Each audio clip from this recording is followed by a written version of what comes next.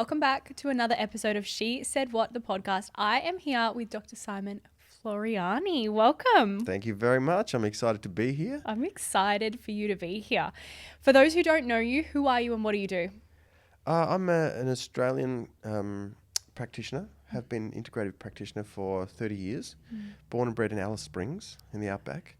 Came to Melbourne to study and then went on to get involved with health leadership in this country, media training and education of people all about natural and allied health. And I've been on boards where we have tried to advance the allied health professions at a time when they've been sorely needed. And the government was right behind that for a long time. And I spearheaded a huge campaign to help shift the axis on the uneven playing field for natural therapies, which has been so one-sided, to the point where the chiropractic profession became the second most utilised profession after the GP in Australia. Wow. And that's been very played down and reputation managed by the industry dominant parties. But it's been a great win. It's come at a cost, but it's been a great win for the natural health practitioners in Australia. However, and it's a great role model. It's a model now that we're teaching around the world. Wow. So when you say integrative therapist or integrative health, what does that actually mean? Because I know you as a chiropractor, but I know that that's not, you do some other cool woo-woo shit. Yeah. I mean, I think every healer has a toolkit. Yeah. And it's good to start in natural therapy or in all domains, really, not just health. But when you start in a profession, you do your degree. Yeah. And that gives you a bit of a label that people can sort of compartmentalize you. Yeah. And it would be better that people say, look, I've been a healer for a decade. And in my toolkit, I have chiropractic and I have massage, I have Reiki, I have Chinese med. You develop. And every craftswoman has a scope they go down, and you naturally find your way. And some people like carpenters, some people like swinging doors, some people like building windows. You can still be a carpenter, but you are naturally a builder of sorts. So we help the body heal. And if we could just encourage that out of people, then we would not be looking for labels. And that way we would have someone who's, these days people say, just go and see my person. Yeah. He's going to help you. Yeah. And the brain, the mental brain needs that, because people have been marketed to, and educated intelligence makes us make decisions. Whereas ultimately healing comes back to a vibe and a feel. And your soul, when you're dealing with mind, body and spirit, the soul has to be connected to the mind and connected to the body. And someone needs to do that beautiful weave of the web. Yeah. And so really that's what I do, is try and bring alignment to the mind, body and spirit. Yeah. Wow. So how did you start in this industry? Well, it's funny. My father was in politics in the Northern Territory, and one of our very dear friends was the major paediatrician at the Alice Springs Hospital. And I did my year 10 work experience there thinking I wanted to be a paediatrician, because he was a paediatrician. I love kids. I love looking after kids. And he, after doing a week there, he wrote on my forms, he said, don't do this because you will only see sick and dying children. And he said, do something life-giving. I was like, I want to be like you, And he said, he actually wrote on my forms, Simon is too good for this. Wow. And I used to go past, and these kids would be in the beds, and the kids get hospitalized and numb, and I used to go and play with them and try and engage, and the doctors are sitting there behind their charts, and it was like soulless and heartless. And that's not to say that's a bad thing if you're saving someone's life, Yeah. But they used to have to take these kids into the sunlight to try and get them stimulated to life again. And so thank goodness for that advice. And then I was, in my teens, and I used to be a chronic tonsillitis sufferer, and this random group of friends came through Alice Springs at the time, and one of them was a chiropractor, and she gave me an adjustment. And I remember laying there thinking, skadoosh, my whole lights turned on, my throat warmed up, I just had this clarity, this connection back to my body, and I was like, oh, that is so life-giving. And I used to be that kid that had the locum come around to give me penicillin shots because my throat would close over.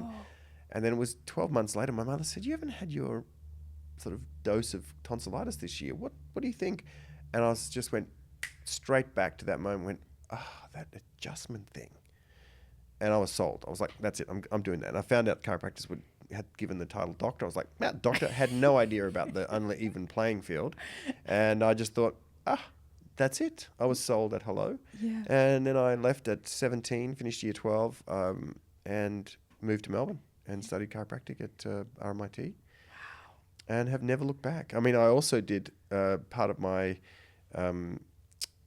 my year 10 work experience. The first week was at the hospital. The second week was at a place called the Health and Relaxation Centre. And this lady was the lady who brought Louise Hay and Aura Soma to Australia. Yes. And she taught me massage in the days when massage was massage.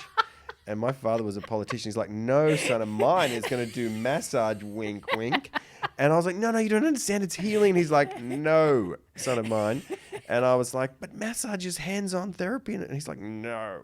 So I had to secretly do crystal healing workshops. And he was a politician. He had his office across the road from a crystal alternative health, like alternative everything shop with these people with like feathers and crystals and all these books. And so I had to wait for him after school. I used to go in there and just sit in there. And they did psychic readings and all this sort of stuff. So I just got exposed to, we were a good Catholic family, and I used to sit there and I was just absorbing it. The crystals were like talking to me, the books, and I was like, wow. So I used to just sit there for hours while I waited for him and absorb that. And then, of course, naturally talking to the shop owners, I started doing courses, and I did Reiki, and I did all sorts of hands-on healing and meditation courses and mandala. And it was my happy place. And so I just started that. And then growing up in the Territory, he was after he finished in politics, was the CEO of a major Aboriginal organisation. And so he answered to the board, and we would have to go to the meetings in the bush, to the elders. Cool. And we got taught by some of the elders at school. We got taught Arunta, the Italian, the Aboriginal language. Yeah. And those people teach you a different sort of existence, because they look into your eyes and they look into your soul and they look around and you're like, and then that's how they tell how good person you are or not. Yeah, wow. And they just literally search for who you really are before they'll engage. And that deep level of psychic or spirit to spirit communication, I grew up thinking was normal. And so people just look for who you really are to try and bring that through, rather than this polish that we all grow up thinking is the real you. And so I came from the outback, and there was not even one traffic light in Alice Springs at the time. And I was like Crocodile Dundee. I remember sitting at the traffic light and going to my friend, there's no cars, you can go. And he's like, but it's red. I'm like, but there's no cars. And I was like, why would you stop when there's no cars? Yeah. Like, it's stupid, we're going. Yeah. And I literally thought he was stupid. Like, who does that? It's a really interesting psychology to go back on. And then I turned up on my first day, bought this old bomb for $500, and I turned up and got out at the school uni car park, and I didn't lock my door. And he's going, aren't you going to lock the car? And I said, it's my car. Why would anyone touch my car? It's clearly my car. It's a bomb. Yeah. And he's like, but there's stuff in there they could take. I'm like, but who would go into my car? It's mine. Yeah, wow. We never had a front door key. So I grew up with this radical trust of humans. Yeah. And looking at people to go, are you sincere? Like, rather looking deep into that before looking at what you're wearing and how you're, what school you went to, or, where you're from, and never knew that was relevant. Interesting. Yeah, so I brought a lot of that into my work because I was looking for the real you, and where are the blocks, and how do we bring that out? That's what I feel like when I first met you, when I first came to you, it was that like instant soul level connection. I was like, this isn't a normal like crack chiropractor. There is something here. And I feel that in like every type of session, but even from other people I've sent to you as well. It's like such a different atmosphere, and it is that realignment of soul rather than just doing something for the sake of doing it. Well, could you imagine if that was the real purpose of an engagement? How do we connect your mind, body, and spirit? So the whole of you, the real you, comes to this consultation, comes to this dinner Imagine if we're like, how are you really? You know, like, let me see what the real you, instead of, oh, you look great. Yeah. You know? There's also surface level. Yes. Also It's so shallow. Yes. And that's, you know, I'm always, I thought I was a bit too deep, but once you embrace your depth in life, I don't really have time for shallow. I'm a rich, deep lover of life, and so I want it all in my engagements and relationships. We've all got enough friends, you know. But wouldn't it be great if we had the deep connections daily with people where we just go, poof, and that's when time stops still and spirits collide and creativity happens and magic happens, and that's why I'm fortunate. I have miracles every day in my work because I can address the real issues and look deeper and go, oh, what's going on there, you know? It's heaven. How do you facilitate something like that? Like if someone's listening going, oh, I want deeper connections with everyone, how do you do that? It starts a lot with centering yourself, because if you're too noisy and too busy and too distracted and scared of yourself or don't love yourself, you don't want to sit still. You know, if you don't love who you are, or you can't, you know, you don't like who you are, then you distract yourself with anything to get away from that. And so if I can sit and show you the real me, and be okay with that and not ashamed of myself and not blaming myself for some of the things I've done, then I bring a much more authentic me. And it's, you know, that stillness is a beautiful thing. And I think that's what I try and bring people back to, making it okay to be scared, or okay to be a bit knocked around or a bit broken. And just love that side of yourself. That's part of your spiritual journey. You can leave with nothing. I'm fortunate enough to look after some of the biggest celebrities in the world and some of the richest people I've ever met. None of them can take anything with them except their spiritual accomplishments. Wow. And so what if we said that every day? So, okay, how can I be really fulfilled at being, you know, in my spirit today, rather than clambering after all these collections of things of which none you can take?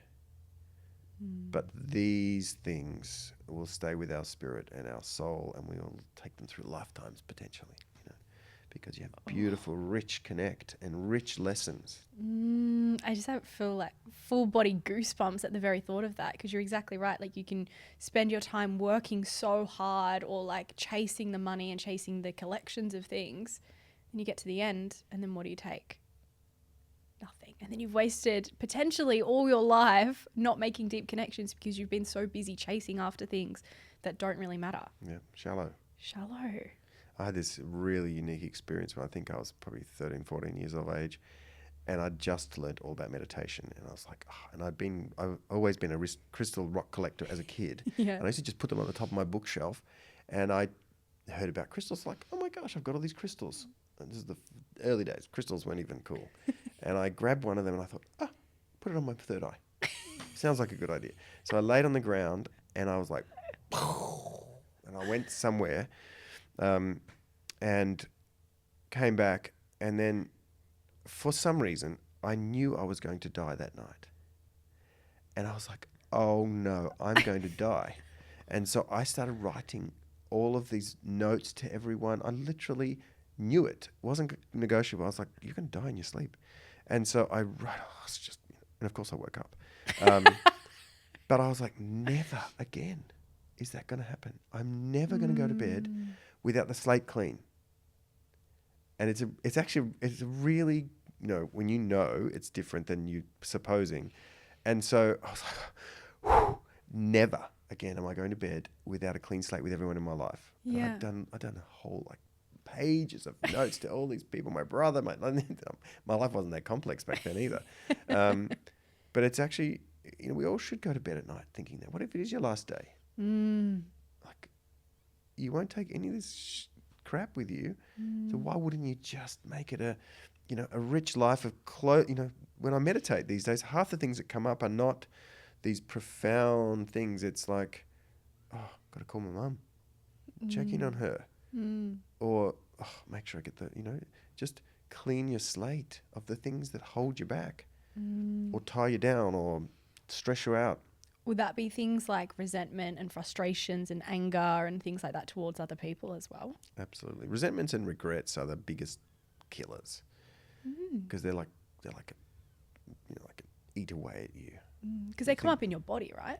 Oh, the body's a massive USB device. It stores everything. Yes. And sometimes it stores it in the wrong compartment, compacted or like connected with things that are, at a childhood age when you don't have coping strategies, you often just, and you suck it in. And it's not until you sit down and take a look at it and go, why did I put that with that? Yeah. I was angry at my mother, but that doesn't mean all women are bitches. It's something like, there's a huge, you would look at the loops people make, especially when you're stressed, because the body just goes and sucks it in and then parks it somewhere. Yeah. And that's what happens when you start to release that. You go, is that real? And as an adult, you can go back and look at it and go, oh, that was one person's behavior. And even, with sexual abuse, I was sexually abused as a kid by a neighbor, and that made me fearful as a young child, thinking that I'd done wrong. And, there's a whole lot of things that went with that. And it wasn't until I went back as an adult and went, oh, okay, hold on. That was an incident that is now teaching me to speak up and not just accept that people of authority are wise or are knowing. And then it also teaches me to defend myself rather than just I'm naturally empathetic. It's a lesson to say no or to push back on boundaries. And so I can see that as a positive thing. Yeah. And then we had a stillborn child and that, to hold a child that's not alive in your hand and be a healer, I was there going, oh, come on, I'll give you anything to help you breathe. Come on, come back. I'll help you. I'll do anything. And I was powerless. And that has gone on to be one of the biggest strengths of my life, because now I kiss and hug my kids with another level of gratitude that if you didn't have that loss, you wouldn't know that gain. Yeah. And then we use that in our speaking to people, because loss is a terror. And when you've experienced that level of low, you have so much more gratitude and elevation of your senses, because I know what it's like to have experienced terror and loss like that and have my heart torn. And so when I use my heart, I'm more passionate, because I'm like, give it all you've got, throw yourself in there. So that's the benefit and drawback of living, is to go, these experiences are to enrich me, not to churn me up and make me sick. But you have to be radically brave to lean in and sort of really go, all right, there is pleasure and pain in life. It helps us grow. It's not something we just hide away from or push down into our body and let it fester, because that is what makes you sick.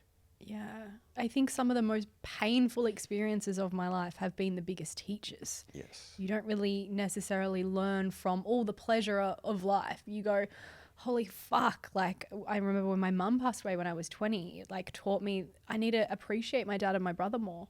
And whilst that was such a terrible situation and experience, we are so close because it's that same thing. It's like, fuck, like people can just die like that. Yeah. And you can lose it all. And so then how much richer is your experience with your dad and your brother? And Yeah. it's beautiful. Yeah. When you've done the work. Yeah. To go, that was beautiful and it was tragic. And yet, I literally have a relationship with my kids that is, it's like glue, like glue. And I love them and adore them. And I tell them, and you imagine as a kid, I used to say to my kids, do you feel loved enough? Like, can you tell I love you? But do you feel loved enough? Because I don't want you to ever doubt that you are cherished. And when you grow up, I can only imagine, and my kids would be able to tell you that feeling of sturdiness you have when you go, oh, I'm loved, I'm so loved. And they used to roll their eyes, oh, you love me.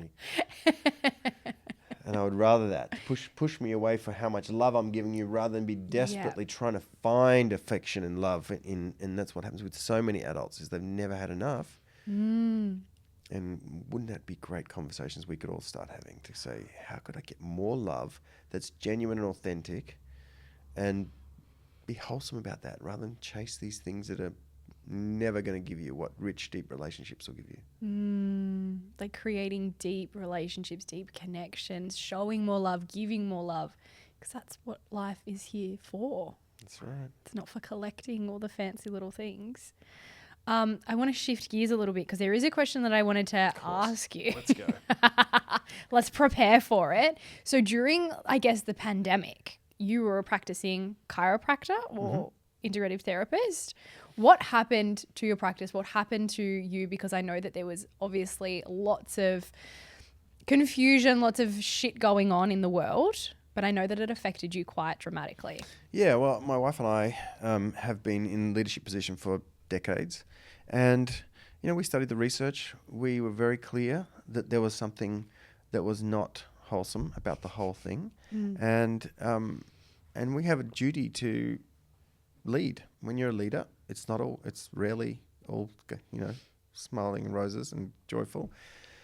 So we did our research, and then Jen started getting online and posting all that research so people could make educated decisions. And she had amassed a huge following, and then got shut down, and then amassed another huge following, and then got shut 4 times.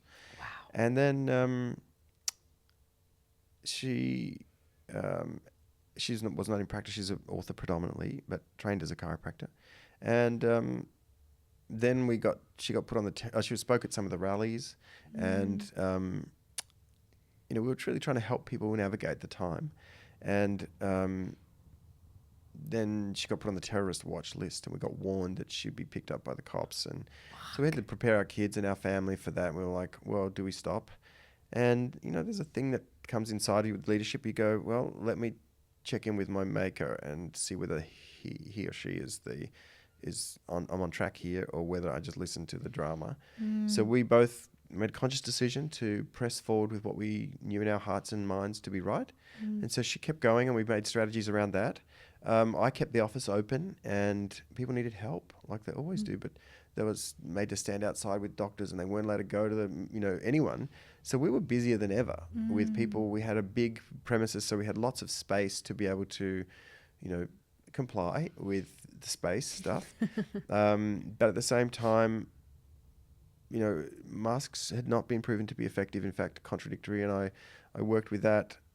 We worked, never wore mask working, and unless the clients needed us to. And I ultimately went back to saying, look, if you need me to wear one, I will wear one for you. I'm not wearing it for me because I'm not worried about that. And so I've been in. Jen has a very successful book that is sold 500,000 copies around the world, and it's all about babies and how to have healthy natural babies and pregnancies and raise your kids. And in there is one chapter on vaccination, and we've pulled that apart for decades about the implications around that. And now that I'm not a chiropractor in Australia, I'm an integrative health practitioner. I can talk about that because they actively silence all registered practitioners from talking about what is, like any medical procedure, risk and benefit. So in our book, we have risks, benefits, and you make a good decision, not just what you're told by the pharmaceutical companies. So we are, we're critical thinkers. We're not anti-vaxxers. We're critical thinkers. And when you're a critical thinker, you got to think critically. You don't just follow popular command. So we've had warnings about that before. I showed the movie Vaxxed in my office many years ago, because they couldn't get it anywhere else and kept getting shut down. So I had a screening there. We had a big space, and the government didn't like that. And I also criticised the no jab, no play policy for children to be able to go to preschool. Ridiculous. And that was in America. It wasn't even in Australia. But there's a group of serial antagonists who are insecure human beings who then, reported me for that. And then the government took my license. This was well before the pandemic. And I fought them in the court, and I got it back, and then fought them again and got it back. So I won 2. And then in the pandemic, when there was vaccine enthusiasm, they brought it back again for a 3rd time. And of course, everyone was like, how could you question the need for this experimental therapy? And so then I got suspended for that, not for the pandemic. Oh, Oh, okay. Yeah, Apologies. so it was for talking out against government policy and vaccination back then. Wow. And yeah, so it was a sort of a ploy to really scare the crap out of all the practitioners Yeah. who would dare to do anything that the government didn't suggest was going to be the ideal. Yeah. Yeah, so that has been very costly, very, very taxing. But at the same time, we've had to defend Jen's book and for decades now because they've been wanting her to take that chapter out forever because a lot of parents use that as a really good way and balance to work out what they will do with their children. Yeah. And so we just keep educating, keep marching through that process. There will be it'll be a fascinating day with Robert Kennedy coming in to clean up the swamp over the clear uneven playing field. And I think what people don't realize is in that playing field with any industry, and if we took it away from being medical, any industry dominant party protects their turf. Mm-hmm. And chiropractors are remarkably safe. And when they took the biggest market share that the chiropractors and the natural therapists took in Australia was the pregnant women and children, because parents ultimately don't want to take their kids for drugs. And pregnant women don't want to take medication. They know innately it's wrong. And so where else do you go if you know the doctor's just going to put pharmaceuticals into you? So they're the group that there's lots of reports out there showing that the decline in the amount of pregnant women visiting their doctor and children has been massive. Amazing. And so where do they go? They end up at the chiropractic office. And so that became apparent, and within a very short time frame, what's called in media reputation management happened. Oh, tell me about that. All of a sudden, there's a chiropractor cracking a baby's back. And a fear campaign starts that spreads around the entire world. Child doesn't get hurt. No one's complaining, but they turn up the sound, make an awful sort of example, and then they do it again. And it started with stroke. Chiropractors call it stroke because we were stealing market share in general. And so I was defending and trying to put back, realizing the whole time that the reputation management of go and see the real doctor for more drugs instead of what do you think? What's the best for you? Is it really safe? Safety's always been right there. But theatre and reputation management happens. And so that's why back to back, this scare campaign around chiropractors adjusting babies happened, and these poor practitioners got slaughtered, not for hurting anyone, but for a dramatic display that was notched up with a bit of, media thrills and spills and noises. And so I was defending that, understanding where that playing field was going to be, and that's a chess game of who's going to win in a reputation management chess game. So traditionally, chiropractors and natural therapists versus big pharmaceutical giants. There's not an evil. There's not an even playing field financially, so they keep going and keep going. However, the great thing is that people are making the choice. Yeah. And it used to be 20% of practitioners people in the community would see natural and alternative therapies, whereas now 2/3 of the population seek natural and alternative therapies every week. That's huge. It's massive. Is that since pandemic and since all of this? No, or it's is been it happening just the last decade. In the last 10 to 12 years, every 300 years in medicine, there's a radical shift. Interesting. And so over the last 2000, it wasn't that long ago that if you went to a doctor, they'd leech you. They'd put leeches on you and draw your poisonous blood out. Or they'd get a hammer and crack a hole in your skull to let your bad thoughts out. Or they would, true. they would draw your poisonous blood out, and then your body would have to try and make more. Yeah. And they wouldn't wash their hands, and it was extraordinary, barbaric stuff that we would look at and go, but it wasn't that long ago. True. And then what's happened is every 300 years, it's like the whole thing flips, and it's like, all new. And so that happened about 10 years ago, the flip. Interesting. So okay. we've moved away from, here, give me more medication. And if you spoke to most people, they're like, I'll get on the internet. I don't want more drugs. I want something else. And if they haven't stumbled across natural therapies, they're starting to do biohacks. And they're starting to think of other ways to shift the axis in their health, and genomics and tailored healthcare. You know, with gene assessments, I can find out about you, Kate. You know, I can find out what you brought up, what's in your genetic history that's triggering your genes to give you different health signs and symptoms. And so with AI and with genomics, we can find out about you individually, not compare you to every other man and woman, cultural and genetics.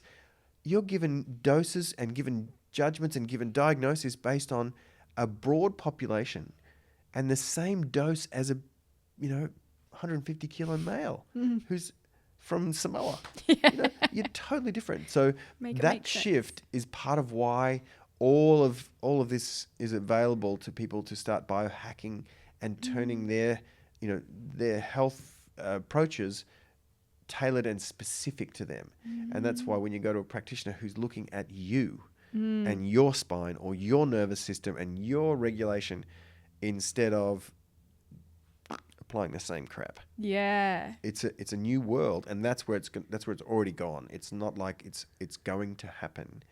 People are already discerning enough to be able to go, this is where I'm going. And this is, can you help me or not? And so healthcare is consumer driven, not massive big hospitals, which will be literally busting their chops to get customers. And that's where people have to start going, hold on, I'm not going just because you've got a big fancy hospital that we've paid for with our taxes. I am not participating in the same old. And that's where we've got a great opportunity to keep people healthy for long term. I see a lot of people in their 80s and 90s now who have been doing the right thing. Yeah. And they're like, I just don't want to go there because if they give me more drugs, I'll probably die. Yeah. So let's prevent that. Well, that's what they say, right? Like a cured patient is a lost patient. So Absolutely. It's just keep fueling them back in the system. And it's until you find things like natural therapies where it's like, oh my God, I actually feel empowered, or like biohacks. And it's your own things, and you find what works for you. And it's just like listening to your own body. And imagine that. Crazy. Tuning into your own body. And well, that's been a very clever industry hack. To have you think that you don't have the power, and that's the Band-Aid that's going to heal you, or the antibiotics that's going to kill the infection. It's always your body that does the healing. Yes. It's always you that's got the power. But we've got 2 generations or 3 that have been led to believe that you do not have the power. It's the drug that's going to fix you. It's the surgery that's going to it's always the body that does the healing. And a practitioner who goes, how can we bring the strength out of you instead of let's just whack you with this and take your power away? And instead say, what choices are you making that are possibly eroding your health? How about you be responsible? Yeah. And that the amount of people that are shocked. I've got 4 kids and none of them have ever been to hospital. They're born at home. None of them have ever had antibiotics. They've never had Panadol or paracetamol. Dream. They've never actually been to a doctor, except one who burnt his eyes in an accident. Oh, God. And trying to make a little bomb. And it backs, anyway. Boys. Rat bag boys. But when he went to the hospital, they were like, how is this possible? You never triggered a Medicare item. There is no record of anything. And we said, well, he's never been to you people. And they're like, how's that even possible? One of the kids got kicked out of a class at school because the doctor said, the teacher said, when you go to the doctor and get antibiotics, it's like, never been, never had. And he's like, don't be ridiculous. Everyone's. It's like, never been, never had. And these kids are robust, bright, being put up at school, not because they're particularly smart, but because they're awake and there's no contamination. Yeah. It's a whole new thought for most parents to go, wow, I can navigate this. I can help my child thrive the whole time. It's a beautiful rich space to start saying, I've got the power in me to heal everything. If I look after this vehicle, it'll perform my whole life. Can I ask you a parenting question then? Was there any times, because I know that I feel like I have some followers who are starting to have babies and they don't want to go down the traditional route, but how do you do the things like daycare and like without sending your kids to doctors and stay in your own truth without falling into the fear, I guess? Does that make sense? Yeah, of course. We've been helping parents with this for decades. I mean, you need a tribe to raise a child, and it's a village. And so you've got to find your people.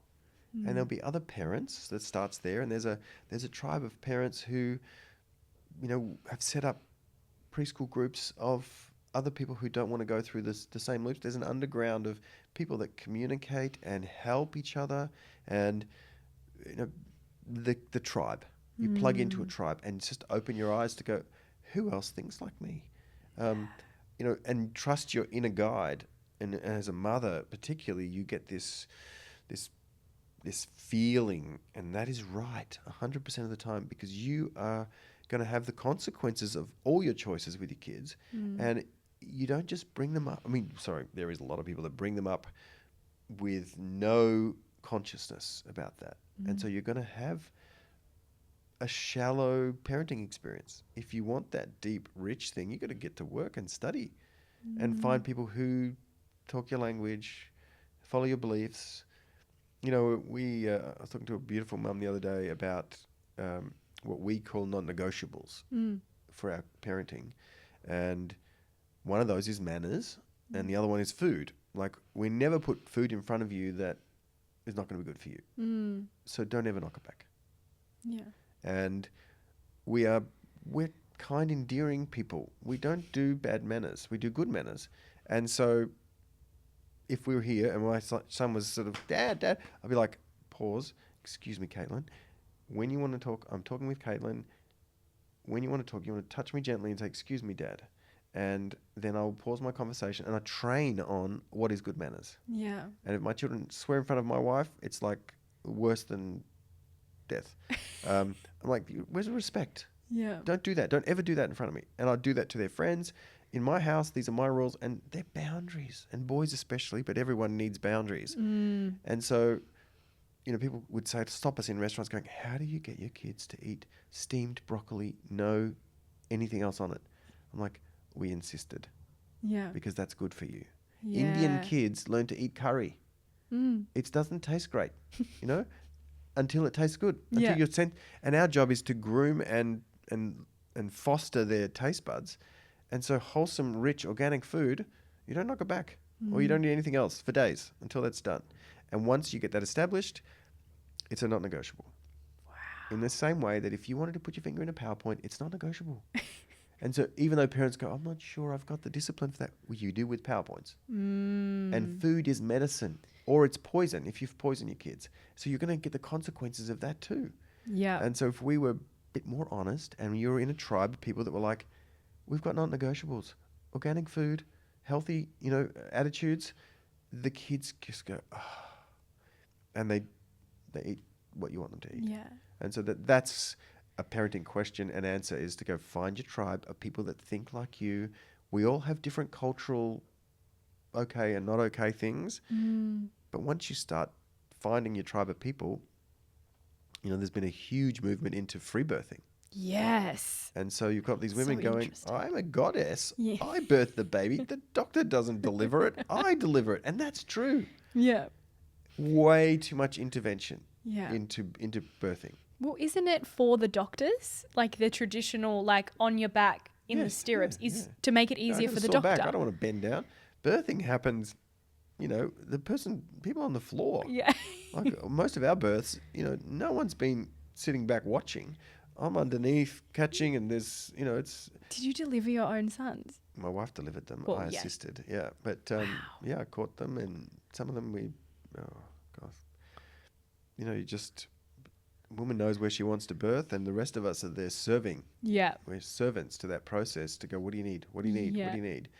That's the honouring of the feminine, is to be able to say, okay, whatever you need, we are here for you, just to watch a baby being born is the most extraordinary experience, because you get to see the power of the feminine.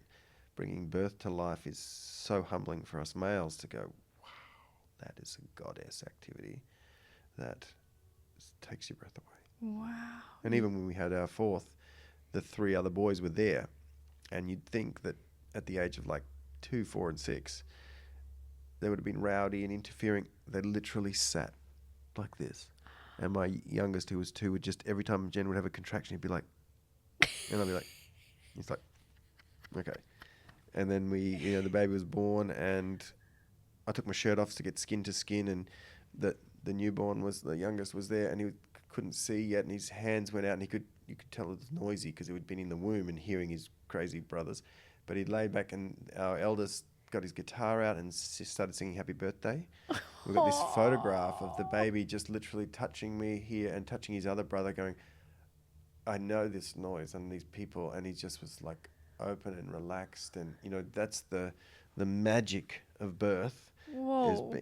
Is that everyone, no matter who you are, it is a miracle. And even at the age of 2, the reverence for that miracle is something that most people don't get, because it's hospitalized and mechanicalized and traumatized, and yet it is a massive transition birth.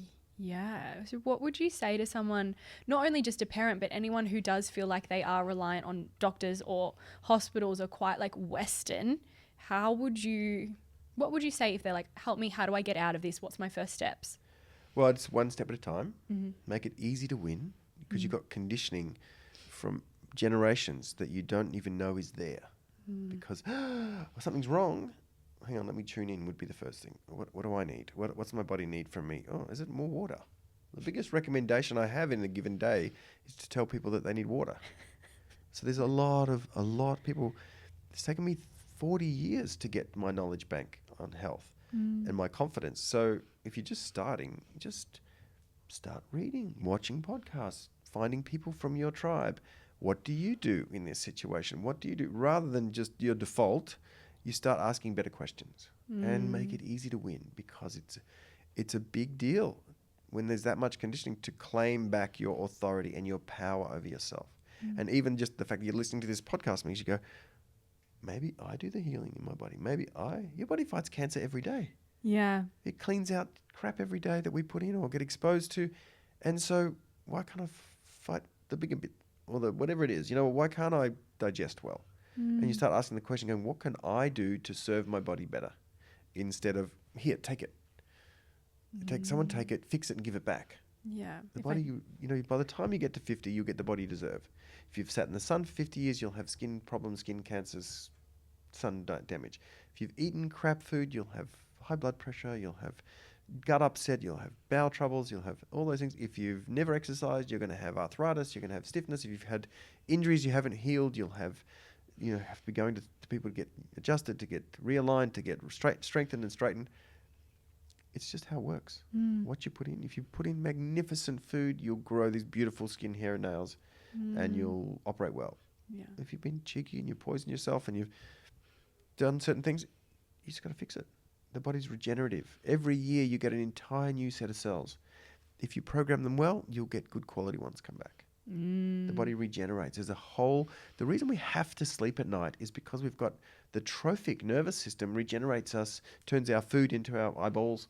If you're not sleeping well, that's the first sign that you're not regenerating well. And that's an easy hack to go, how can I sleep better? Am I waking? Is my body temperature too hot? Too cold? It means my thyroid's not working. What can I do for that?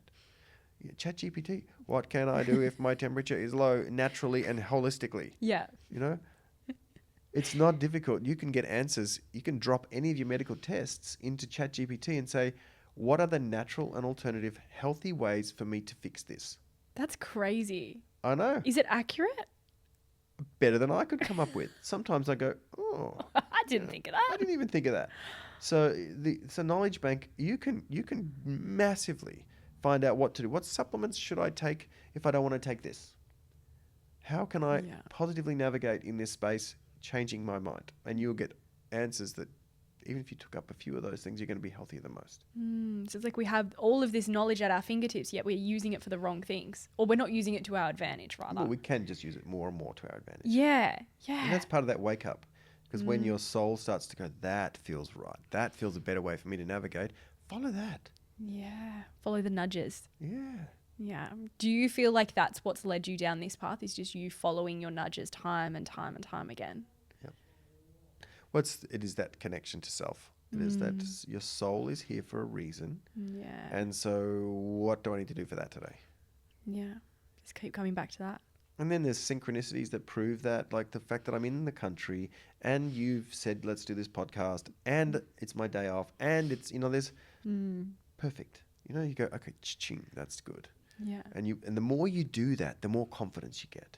So if you're coming from a base of low confidence where you're not sure or you haven't done these things, the amount of mothers we high five and carry on when they can avoid antibiotics the first time, go, I got through that fever, I had prevented the ear infection, boom, because it's the first time. For me, I've done 1,000 times. Yeah. And so I know with confidence how to do that. I know how to do all sorts of health hacks, and I was blessed to have an amazing Ayurvedic professor who studied the 6,000-year-old science of palm diagnosis.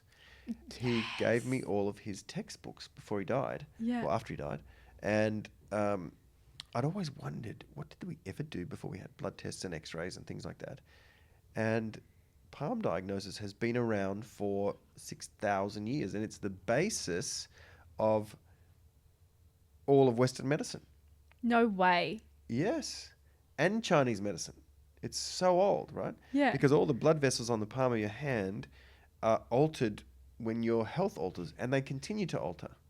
But they are specific to you and your life and your path, and your non-dominant hand is what you were born with. So your weaknesses and strengths genetically and all those sort of things. And then what happens and how you manage those and deal with them changes as you change. And so your palm lines change as your blood viscosity and your blood turbulence changes. They change. And so it's not fortune telling, it's diagnosis. So you can pick up all the conditions of the body. You can tell so much because they're the smallest blood vessels that show all the alterations, traumas that you've had, mind, body, and spirit. What the? And I've just been studying my butt off.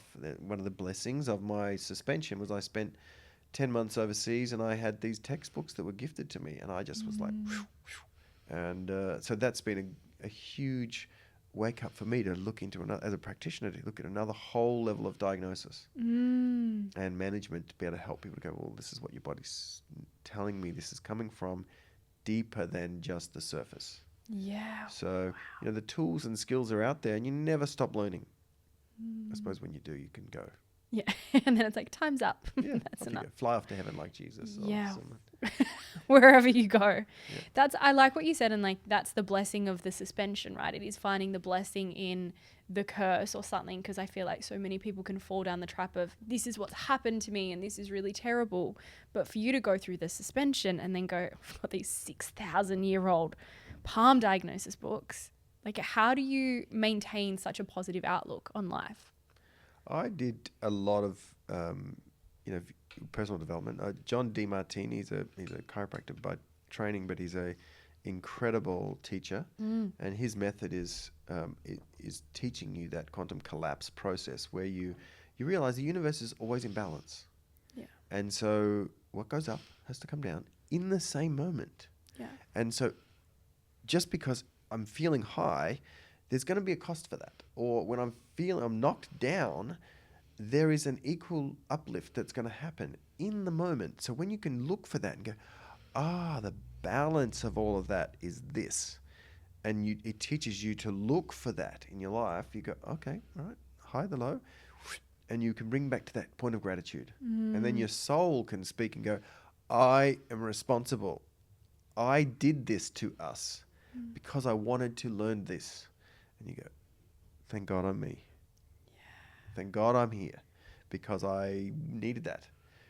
And betrayal and horror and loss are beautiful, rich experiences for us. They're not nice, but that's part of it.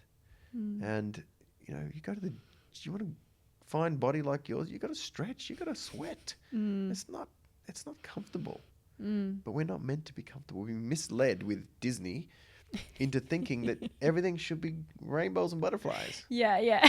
And it's not, you know? Yeah. So you have to realize that there is a balance. Everything comes at a cost. Everything has to. And so then you start to be grateful for the hard stuff. Is it law of divine compensation? Is that what it is? Where it's like divine balance. Yeah. It's not even a compensation in the sense that it's not like it's bad. Yeah. Or it's balance. Everything is in balance in the moment. And when you can start to, I mean, I love that because I think, okay, it's normal to feel tired or low, and what's the balance of that? Is that I spent it all yesterday. Yeah. You know, I was actually tired when I'm just now feeling an aftermath of that. So what can I do to put back in my tank? Maybe I eat better food, or maybe I'll, you know, and you just start to look, how do I create the balance rather than have to be whacked with balance? Yeah. I feel like I've seen that even recently, like be grateful that you have dirty dishes in your kitchen because it's a sign that you like ate well with friends the night before, or like something like that. Like, that's exactly right. Like grateful that you have a job to go to and that you're tired for it because you get to do things with that. And it's just reminding you of that gratitude, which I love. I have one more question for you. Yeah. I feel like we've probably already answered it, but what is your most controversial opinion about your industry? Controversial opinion. I think a far majority of people, especially males, and I'm going to step out on that limb, are just pussies. Yes, please elaborate. Yeah, so, you know, leadership's uncomfortable, right? And we've been led in, as males especially, have been feminized with all the estrogen stirring things in our food and the woke process, and this is not about men and women. This is about an energy. And so in an attempt to create balance, we've created a softness. And testosterone is a strengthening hormone, and estrogen is a softening one. And so I think leadership has been lost a lot. And whether that is because it's physically been planned to be like that, or whether it is just a side consequence, I don't know. But there's a lot of poor leadership with people that know better. And that's my issue, is I'm fascinated, genuinely, how you could go against your values in the pandemic when there's a lot of people who didn't know and are not in the health spectre. You know, if you were trying to tell me something about my car that I would just hand it to the mechanic and say, just fix it. You know, and a lot of people just were like, just give me the jab, that's what I've got to have. But if you knew better, that's the issue. Because you could have gone without getting the jab. There was ways. And so that upsets me because I see the soul gets affected. Because you did what you shouldn't have because you knew better. And in our industry, a lot of professionals just want to be B-grade doctors because they're popular. Or they're well-funded. And what if you stood up for what you believed in? I went to a psychologist when I was getting smashed against the rocks by the government. And I was like, they're going to try and tell me I'm a bad practitioner. And that's going to stick on me for the rest of my career. And she said, do you sleep okay? I was like, oh, yeah. And then she was like, you don't understand. That's a big deal because you're actually living by your values. And I was like, oh, well, there's never been a doubt that for Jen and I that we're not doing the right thing by people, because people are who we serve ultimately. Government, proven to be corrupt forever. Leadership goes all different ways, but that centeredness with you and your creator to go, this is what's right. That's the bit that I get most curious about, because I don't judge anyone. You know, we're all doing the best we can with what we got. But if you've got those resentments and regrets and you're a leader, apparently, you fix that shit up, because otherwise it's actually a massive recipe for disaster, because you're not congruent, and it takes a bit of push and shove to be a good leader in any sphere. You know, even in your sphere too, to be able to say, you know what, it's not always going to be comfortable. But how about you deal with your resentments and regrets, or apologize? I've got some people who forced their parents, grandparents into getting an experimental jab and withheld them seeing the kids, chastised them. These people were sobbing, going, I just don't feel right about that. I feel like cracking those kids over there and going, you freaking apologize. You really use manipulation and blackmail on people for something that now, where's the desperate apologies here? Yeah. So there's some of that stuff that, I think that there should be some people that bow down and say, look, I was really wrong. Can you imagine how much cred you'd get for going, I really screwed up here? And that's my biggest contention. I feel like that's a beautiful spot to end. Thank you so much. If people want to find more about you and Jen, I'm going to put Jen's book in the show notes as well, because I think that'll be link it. But where can they find you? We have a company called welladjusted.co.co. It's a worldwide brand. Has all of our courses, our books, what seminars we're doing. We're doing some public retreats over in Europe as well next year, like live-in retreats where we cover a lot of stuff. We're starting with the public. We've been doing mostly practitioners. Yeah. So that's the best place. And, you can follow our personal pages, but generally that's where you'll find all the content on us. And Jen has 10 years worth of blogs that are all fully referenced on everything to do with health and natural health, and it's always going to have that strong flavor. Plus, because she's been so chastised by the government, there's all referenced. So she's a very good thinker, but puts it all down into practical terms that parents can grasp. You can search her blogs; they're all free. Any topic on health, you can search on her website to find out more, where to go, what to do. So that's a real gift to be able to use on a daily basis to go, what should I do if my thyroid's not working? What should I do if my kids have got runny nose? There's just all those healthy things you can do. I think I want to get Jen on. When's she back? She's back over Christmas. Yes. Yes. Thank you so much for joining me. This has been so much fun. Thanks, Kayla. It was wonderful.